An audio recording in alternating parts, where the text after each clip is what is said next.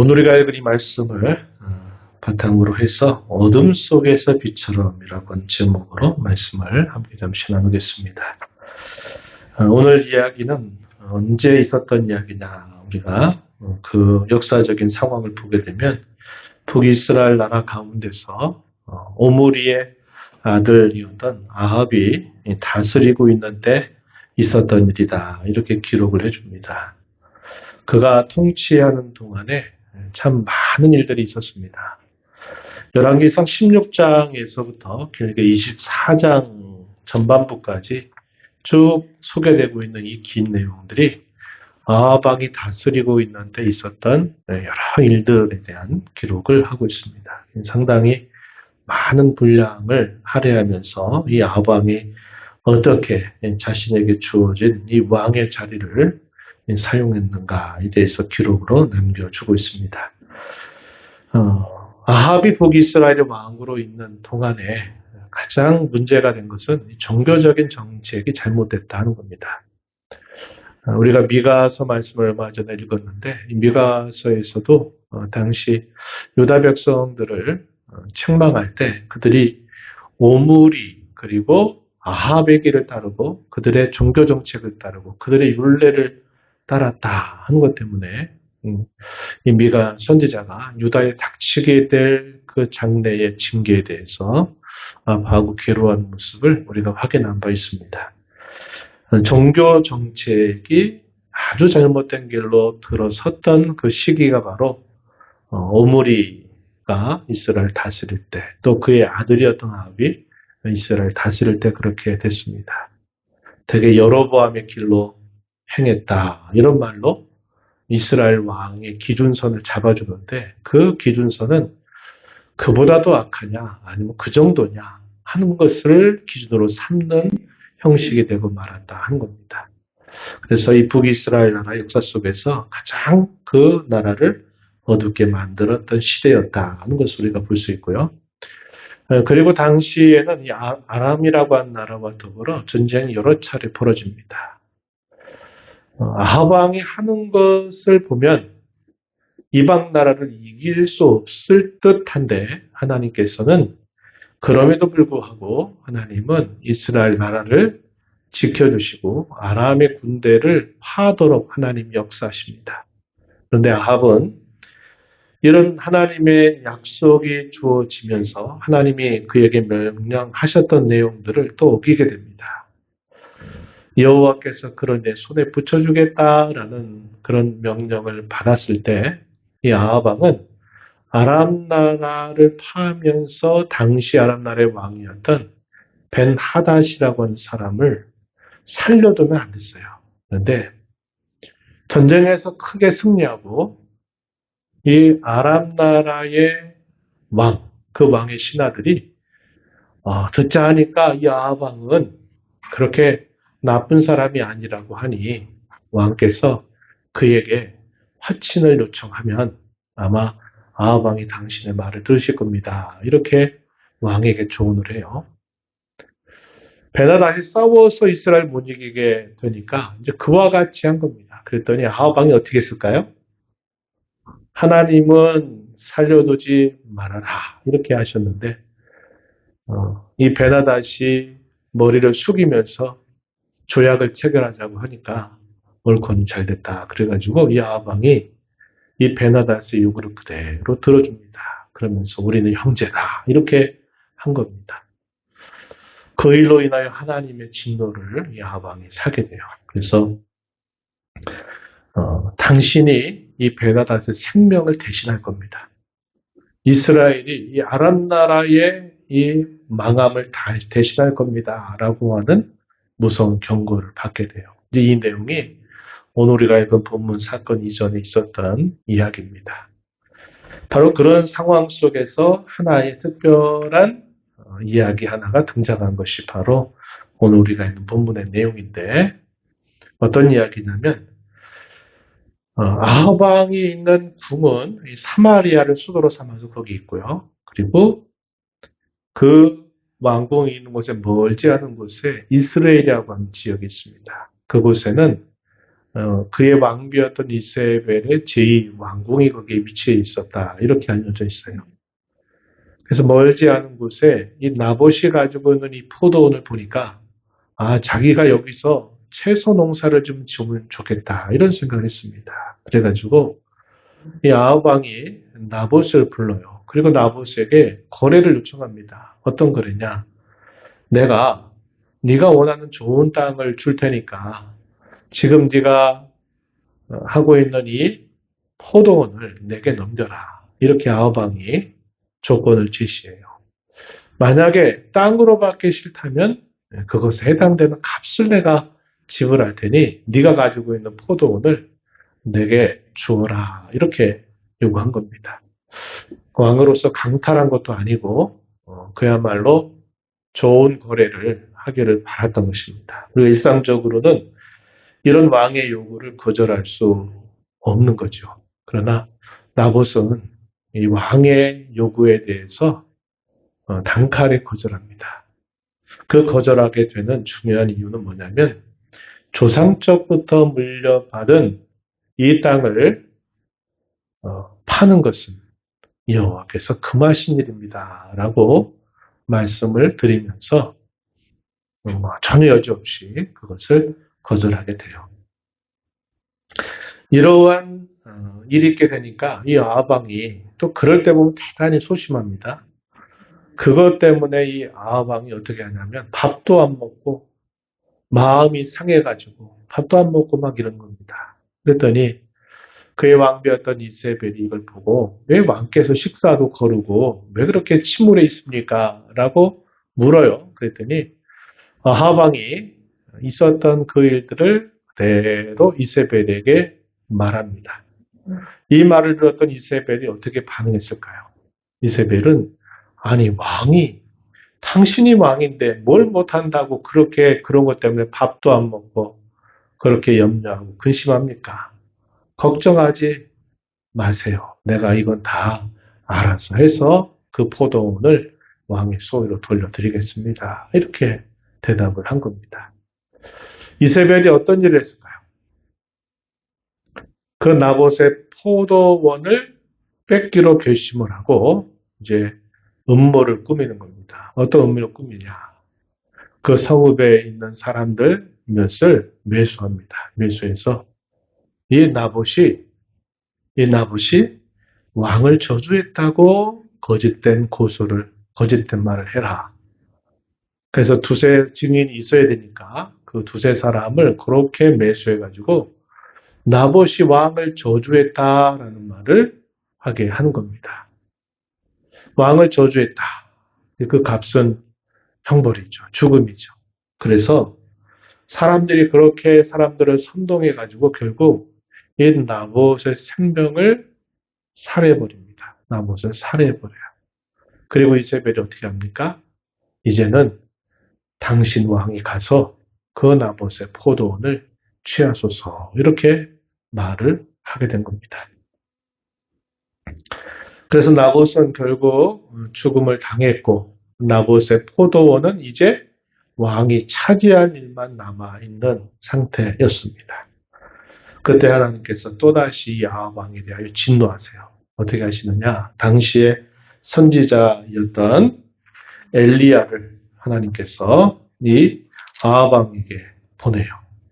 그래서 이 엘리야를 통해서 당신에게 그리고 이세벨에게 여호와께서 심판하신다 하셨다는 메시지를 그대로 전하게 됩니다. 즉 그러한 이야기들이 이제 우리가 이렇게 보는 21장 마지막까지 있었던 이야기들이에요. 그 말을 들었던 이 아합 왕은 또 그 말을 또 두려워하면서 그가 그 마음을 조용히 겸비하게 낮추는 태도를 취하게 되면서 하나님께서 선지자를 통해서 네 시대 때는 너를 심판하지 않겠다. 내 후손의 시대 때 심판하겠다 하면서 이 심판을 뒤로 요보하시는 그런 말씀을 전달해 주시게 됩니다. 결과적으로 어떻게 됐을까요?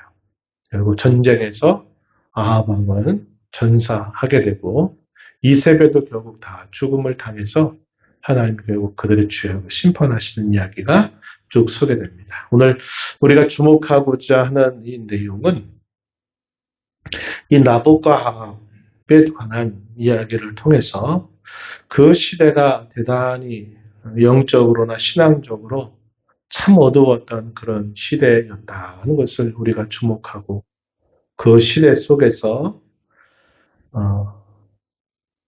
나봇이라고 하는 사람의 이 신앙, 결국은 그가 죽음을 얻게 됐지만 그 사람의 신앙은 마치 어둠 속에서 빛나는 그런 빛과 같은 그런 삶을 살았다 하는 것을 우리는 주목해 보려고 하는 겁니다. 그래서 오늘 설교의 제목을 어둠 속에서 빛처럼 이렇게 제목을 정했어요.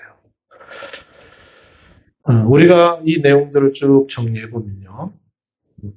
나봇 같은 경우는 억울하게 죽음을 당하면서 그의 생애가 자기의 수명만큼 충분히 살지 못하고 빨리 그는 죽음을 맞게 됐습니다. 그 이유가 무엇일까요? 왕의 요구를 거절했기 때문이었습니다. 그 거절의 이유는 신앙 때문이었어요. 당시의 최고의 권력자였던 이 왕이 갖는 그 권세보다도 나봇에게 있어서 더 중요한 왕은 하늘에 계신 진정한 군주, 하나님을 자신의 왕으로 받았다는 겁니다. 그래서 아까 나눴던 말씀처럼 나봇은 주저하지 않았어요.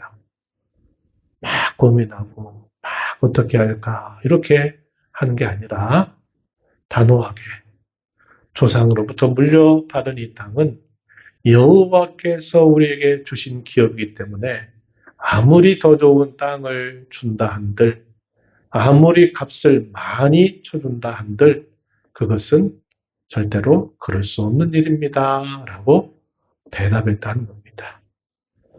왕의 용기를 거절할 수 있었던 신앙, 그것은 여호와 하나님을 향한 그의 신앙의 진실함이 있었기 때문이었다 하는 것을 우리가 볼 수 있는 겁니다. 그래서 인생으로서는 너무 짧게 살아서 죽음을 맞게 됐지만 그는 진정으로 살아있는 자의 삶을 살았다 이렇게 말할 수 있겠고 아합은 당시에 최고의 권력과 실권을 가지고 있는 사람이어서 눈으로 봤을 때는 결국 나봇을 처단하고 그것을 자기 원하는 것을 얻는 일은 성공했을지 모르지만 그의 삶은 결국 죄에 팔려서 죽은 자와 같은 삶을 살다가 마침내 형벌을, 영원한 형벌을 받게 됐다는 것을 우리가 보게 되는 겁니다. 그래서 삶과 죽음의 역설이 있구나 하는 것을 우리가 확인할 수 있어요. 살아있지만 죽은 자와 같은 삶을 사는 아합, 죽었지만 살아있는 삶을 살았던 나봇, 이것이 오늘 본문 속에서 선명한 대조를 이루고 있다 하는 것입니다. 당시 어두웠던 그 시대, 신앙적으로, 종교적으로 가장 암울하고 어두웠던 그 시대 속에서 이 나봇이라고 하는 사람을 왜 기록하게 하셨을까요? 그것은 짙은 어둠 속에서 그 한 사람이 빛으로서 빛나는 삶을 하나님 앞에 살았다. 그것을 보여주고자 하는 목적이고 그러한 말씀을 읽는 모든 오고 오는 교회와 성도들도 역시 그러한 삶을 성도로 살아야 된다 하는 것을 가르치기 위함인 겁니다. 그래서 우리가 빛과 어둠의 특성을 우리가 알고 있는 것처럼 빛이 꺼져버리게 되면 어두워지는 것은 너무나 당연하죠. 여기 있는 이 등들이 갑자기 전기가 탁 끊어져 가지고 이 빛이 나가버리면 여기는 순식간에 어둠으로 쫙 드리워지게 되고 말 겁니다. 그러나 빛이 그 생명을 보존하고 있는 한 이 빛은 반드시 어둠을 몰아내고 어둠을 이기는 특성이 있다 하는 겁니다. 나봇의 삶은 이 땅에 주어진 잠시 잠깐의 삶이 전부였다면 그는 참으로 억울한 그런 삶을 살게 되고 말았을 겁니다. 그런데 하나님이 보시는 우리의 인생은 우리가 이 땅에 태어나서 죽는 그 짧은 인생을 전부로 보시는 게 아니라 그 짧은 인생 이후의 영원한 삶 속에서 하나님 보실 때는 이 나봇의 삶이야말로 하나님 앞에 값진 자의 삶이다 하는 것을 보여주고 있다고 하는 겁니다. 오늘 저와 여러분은 본래 어둠이었습니다. 그런데 하나님께서 그의 은혜로 말미암아 우리를 빛의 자녀로 우리의 신분을 바꿔 주셨습니다. 그래서 너희는 세상에 빛이 되어라 이렇게 말씀하는 게 아니라 너희는 세상의 빛이다. 너희는 세상의 소금이다.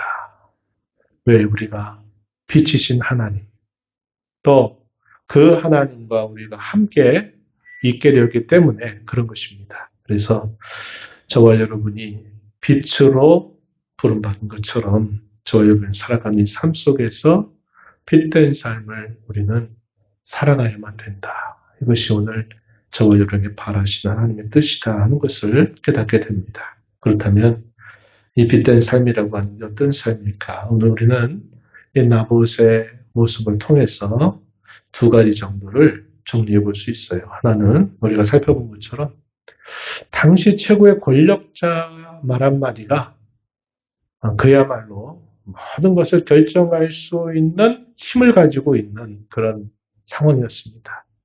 더더군다나 왕이 강탈하려고 했던 것도 아니고 더 좋은 그런 땅을 너에게 주겠다. 아니면 내가 원한다면 그것을 값으로 쳐주겠다라고 이렇게 거래를 요구할 때마저도 그는 그 왕의 어떠한 요구보다도 진정한 하늘의 하나님, 그 하나님의 말씀이 그분의 뜻이 곧 자신이 따라야 할 법도요 규범이다 하는 그 마음을 갖고 그가 그 빛된 모습을 잘 드러냈다는 것을 우리가 확인하게 되는 겁니다. 하나님의 마음 대신 이것을 고백할 줄 아는 것, 이것을 필요할 때 드러낼 줄 아는 것, 이것을 따라 사는 것, 이것이 바로 우리가 빛으로 사는 삶이다 하는 겁니다. 그래서 오늘 우리가 이 말씀을 보면서 큰 도전을 받게 되는 겁니다. 우리가 여러 상황이나 또 조건, 또 우리의 처지, 우리의 감정, 우리의 기분, 우리의 여러 생각들이나 경험들에 따라서 우리는 쉽게 이번 한 번만 하면서 우리가 하나님의 뜻을 또 알면서도 우리가 외면하며 살 때가 참 많은데 우리 성도가 살아야 할 삶은 세상의 그 어떤 군주보다도 가장 높으신 하늘의 군주, 그 하나님의 주되심을 우리는 고백하려고 살아가는 삶, 이것이 빛된 삶이다 하는 것을 하나 배우고 또 하나는 그런 하나님의 주인 되심, 주권을 우리가 고백하는 것을 따라서 시대가 아무리 잘못된 길을 걸어가고 또 거센 물결들이 잘못된 그런 흐름을 계속 형성하고 따라간다 하더라도 우리는 그 시대를 역류하면서 거스를 수 있는 삶을 살아가는 것. 이것이야말로 이 어둠 속에서 빛을 비추는 것과 같은 그런 삶을 사는 것이다 하는 것을 배우게 됩니다.